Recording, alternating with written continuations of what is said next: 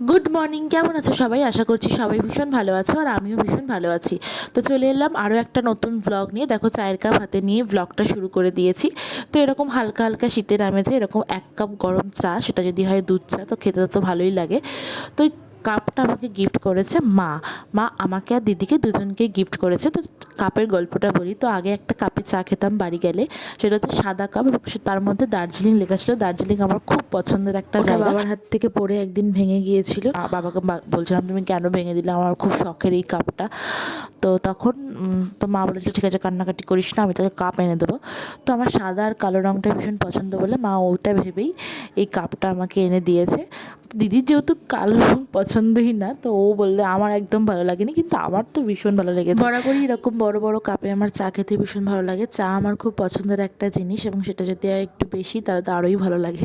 তো এরকম বড় কাপে আমি বেশ কাপ ভর্তি করে চা খাই। তো যাই হোক, আজকে হচ্ছে 21শে ফেব্রুয়ারি। একদিকে যেমন মাতৃভাষা দিবস, তো সবাইকে জানাই শুভ আন্তর্জাতিক মাতৃভাষা দিবস। আর আরেকদিকে ছিল হচ্ছে আমার বাবা আর মায়ের অ্যানিভার্সারি। তো আমি গিয়েছিলাম সেদিনকে বাড়ি, তাই ভাবলাম যে যখন বাড়ি যাচ্ছে একটা ছোট্ট মিনি কেক, একদম ছোট্ট, হাতের তালুতে ধরা যাবে ওরকম একটা মিনি কেক নিয়ে যাই।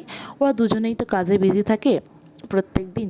তো এই বিজি লাইফ থেকে যদি একটু ছোট্ট মুহূর্ত উপহার দেওয়া যায়। অ্যানিভার্সারি তো সেভাবে সেলিব্রেট করা হয়নি, কেউই আসেনি। আমরা 5জন, মা, বাবা, আমি, দিদি আর ঠাম্মি ছিল। তো যাই হোক, এই কেকটা আমি নিয়েছিলাম শ্যামনগরের একটা দিদির কাছ থেকে। দিদিটা খুব সুন্দর কেক, মানে আমাদের বেশিরভাগ ফ্যামিলি প্রোগ্রামে দিদির কাছ থেকেই কেকটা নেওয়া হয়। তো যাই হোক, তো তারপরে এই কেকটা নিয়েছিলাম। কেকটা কিন্তু খুব কিউট ছিল, এই ছোটো হতে পারে কিন্তু খুব কিউট। বাবা বললো, তুই কখন এইসব করলি? তো যাই হোক, বাবা আবার ঠাম্মিকে কেক খাইয়ে দিচ্ছে। ঠাম্মি বলছে আমি খাবো, আমাকে হাতে দে। তখন বাবা বলছে, না না, আজকে আমি তোমাকে খাইয়ে দেবো, এরকম বলছিল। আজকে হাতে নিয়ে খেতে নেই, এরকম বলছিল। মজা করছিল। যাই হোক, তারপর দুজনে মিলে একটু কেক কাটলো। ওই যে একটা ছোট্ট মুহূর্ত উপহার দেওয়া, কখনো বড় করে সেলিব্রেট নাই হলো, ছোটো ছোটো মুহূর্তই দেখবে আমাদের জীবনের অনেক আনন্দ দেয়। তো সেটাই আমি চেষ্টা করেছি যে একটুখানি, যদি খুব জোর হলে 5 মিনিট হয়তো মানে হয়েছে, কিন্তু এই যে হয়েছে এই জিনিসটাই মনে একটা প্রভাব ফেলে। তো তারপরে ওইখানে দেখো ওই ফন্ডেন্টগুলো আছে, লাভ। আমি বলছি এটা এটা তোমাদের জন্য। তখন বলছে তাহলে মাকে খাইয়ে দিই। তো মাকে খাইয়ে দিচ্ছিল, মা আবার বাবাকে উল্টে খাইয়ে দিচ্ছিল। এই হচ্ছিল, মজা করছিল। তারপরে আমি বললাম, তোমরা ভালোবাসাটাকে এরকম করে চিবিয়ে খেয়ে নিলে? তো মা বলছে, হ্যাঁ তোরাও একটু খেয়ে নে। তারপর ওই অর্ধেকটা আমি আর দিদি খেয়েছি। এরকম মজা করছিলাম। তারপরে এরকম মজা করতে করতে ঠাম্মি হাসাহাসি করছিল। আমি বললাম, তুমি ক্যামেরার দিকে কেন তাকিয়ে আছো? ঠাম্মি বলছে, আমার ভালো ছবি উঠবে না, ওই জন্য। আমি বলছি, তুমি এমনিই সুন্দরী, তোমাকে তো এমনিই ভালো লাগে। তো তারপর আমরা দুপুরের লাঞ্চ করে নিয়েছিলাম ভোলা মাছ আর লোটে মাছ। ভোলা মাছ ভালো লাগে, কিন্তু লোটে মাছ হচ্ছে সবথেকে পছন্দের। আর হচ্ছে ছিল টক দই, দুটো লোটে মাছ আর টক দই, দুটোই আমার খুব পছন্দের। তো তারপরে রাত্রিরে শুরু হয়েছিল বৃষ্টি, হঠাৎ মেঘনা চাইতেই জল আর কি, বিনা মেঘে বজ্রপাত। তো এরকম একটা ব্যাপার। তো যাই হোক, তারপরে এরকম 9:30 নাগাদ বৃষ্টি শুরু হলো। তো একটু বৃষ্টি উপভোগ করছিলাম। শুনেছি এই বৃষ্টিতেই নাকি কবিদের কলম প্রেমে পড়ে। তো বেশ ভালো, অনেকে এরকম বৃষ্টিমুখর দিনে কবিতা লেখে। তো সবারই একটা মাইন্ড থাকে যে হ্যাঁ এই সময় কবিতাটা লিখবো। তো এইভাবেই সেদিনকার দিনটা কেটে গেল। তো চলো তোমাদের কয়েকটা জিনিস দেখাই।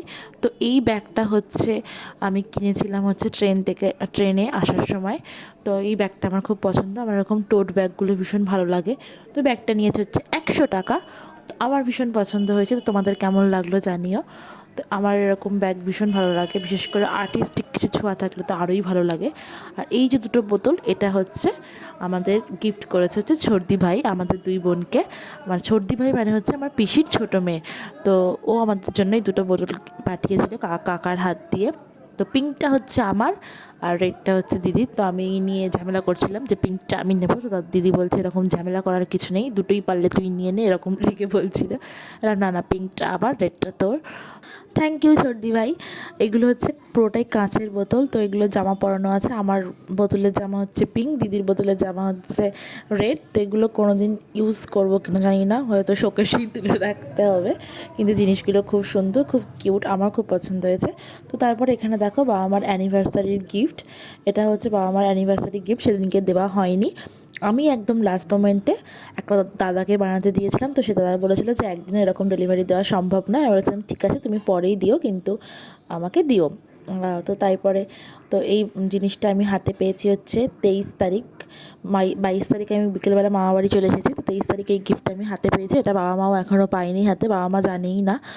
এটা ওদের কাছে সারপ্রাইজ, যদি ওরা ব্লগটা দেখে তাহলেই ওরা এই গিফটটা দেখতে পাবে, না হলে পরে যেদিনকে বাড়ি যাবো সেদিনকে মা বাবার জন্য নিয়ে যাবো, বা মা বাবা কেউ আসলে দিয়ে দেবো ওদের হাতে।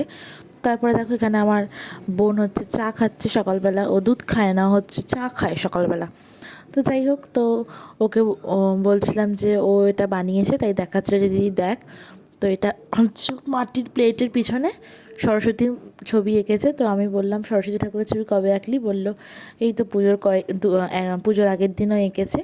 তো এই মিষ্টি, এটা হচ্ছে মাটির থালা, ওর জন্মদিনের এই মাটির থালাটা করে ওকে মিষ্টি দেওয়া হয়েছিলো, তো তখন রেখে দিয়েছিল তো ছবিটা আঁকবে বলে। তো ওর আঁকার প্রতি একটা আলাদাই ভালোবাসা আছে, ও এরকম রং তুলি পেলেই সারাক্ষণ আঁকতেই থাকে।